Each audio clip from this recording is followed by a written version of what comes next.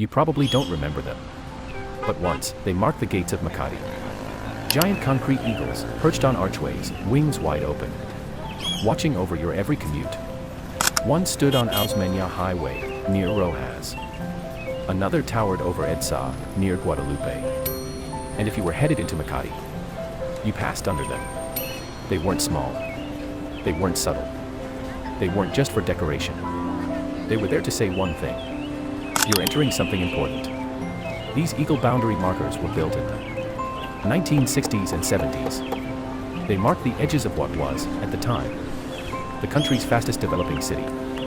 They made sure you felt it, as if the city had wings of its own. For decades, they stood proudly.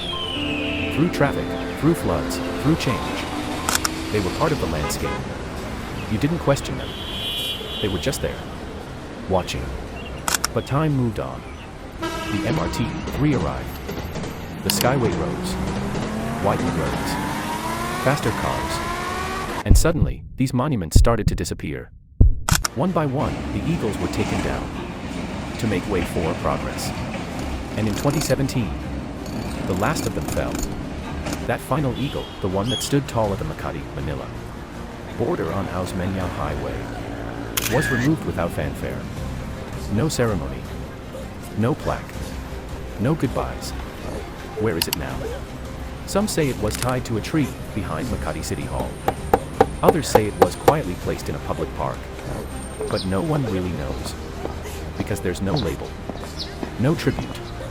No sign that it once stood for something greater. It's just there. Unnoticed. Unexplained. Unremembered. And maybe that's what hurts most.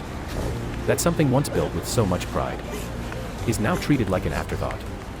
We spend billions on building new things. But how much do we spend on preserving what mattered? These eagles once greeted us. Now they've been erased. So I'll ask you, should we bring one back? Even just one. Not for nostalgia, but for memory. For respect. For history.